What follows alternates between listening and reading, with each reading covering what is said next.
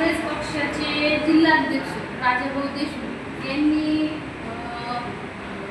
महाराष्ट्र प्रदेश उपाध्यक्ष गणेश पाटील यांच्या सामन्यावर व यांनी माझी राजाभाऊ देशमुखने जी तक्रार केली ही बिनबुडाची, मी एक दलित महिला असल्यामुळं यांनी जाणीवपूर्वक माझी हरासमेंट करण्यासाठी यांनी माझं निलंबनाचं पत्र काढलं आणि यांना माझं निलंबनाचं पत्र काढण्याचा काही एक अधिकार नाही. त्यांनी माहितीस्तर माझ्या महिला प्रदेश अध्यक्ष माननीय संध्याताई सव्वालाते यांना कळवायचं होतं. मला पण एक नोटीस या पत्र द्यायचं होतं, माझी बाजू समजून घ्यायची होती. तेव्हा त्यांनी माझं निलंबन काढायचं होतं, पण त्यांनी ते माझं निलंबन काढू शकत नाही. मला होऊन गेलेल्या महानगरपालिकेमध्ये काँग्रेसनी उमेदवारी दिली, मला तिकीट दिलं आणि खरं तर माननीय खासदार डॉक्टर कल्याण काळे साहेब यांच्यामुळं मला प्रभाग क्रमांक 4 मध्ये अनुसूचित जाती ह्या वर्गातून उभा राहण्याची संधी मिळाली. खरं तर डॉक्टर कल्याण काळे साहेबांचे मी आभार मानते, त्यांनी मला तिकीट दिलं आणि माझी उमेदवारी अर्ज दाखल करता वेळेस महाराष्ट्र प्रदेशचे वरिष्ठ उपाध्यक्ष राजेंद्र राज साहेब होते माझ्यासोबत. त्यांनी माझी बाजू मांडून धरली. तिकीट देण्यात त्यांचा पण खूप मोठा हात आहे. गोरे साहेब होते, सुरेश जलगटवार होते, गणेश सांगडे होते आणि मला एबी फॉर्म लागल्यानंतर सुद्धा राजाभाऊ देशमुख, अतिक खान आणि पक्षाचे आणखी काही कार्यकर्ते एबी फॉर्म लागल्यानंतर तुम्ही पक्षातून विड्रॉल करू शकत नाही, पक्षाशी तुम्ही गद्दारी करू शकत नाही.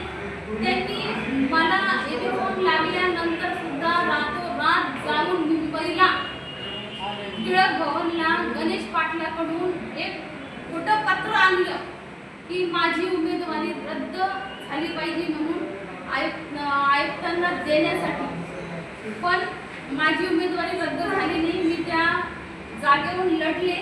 परंतु माझी हरासमेंट त्यांनी माझ्या जागेवर शिंदे गटाच्या एका व्यक्तीला उभा करून तिला पाठिंबा देऊन तिचा प्रचार प्रसार, तिच्यासाठी सभा घेतल्या, डोर टू डोर जाऊन लोकांच्या कड्या वाजून त्यांना सांगितलं की एक हायवा आणि 3 पंजे दाबा आणि हायव्याला निवडून आणा, असा खोटा प्रचार पक्षाशी गद्दारी करत त्यांनी केलेला आहे. दिनांक 15 तारखेला जे मतदान होतं त्याच्या 2 दिवस आधी त्यांनी मोठी भव्य सभा घेऊन तिथं माझ्या विरोधात त्यांनी तो प्रचार केला आणि सभा घेतली. खरं तर फारुख तुंडेवालेला गटनेता म्हणून राजाभाऊ देशमुखनी निवडून दिलं. त्यांना गटनेता म्हणून त्यांनी आदेश दिले.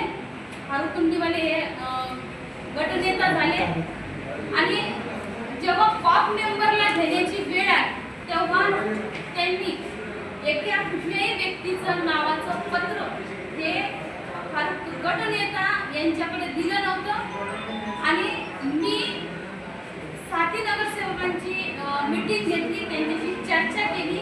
पक्ष वाढण्यासाठी मी विनोद रत्न पारखे जे माजी नगर अध्यक्ष गेल्या 10 वर्षापासून महानगरपालिका ही काँग्रेसच्या सत्ता होती, पण महानगरपालिकेमध्ये राजाभाऊ देशमुख सारखा जिल्हाध्यक्ष असल्यामुळं त्यावेळेस काँग्रेसचा महापौर या काँग्रेसची सत्ता जालन्यामधून महानगरपालिकेमधून हातामधून गेलेली आहे.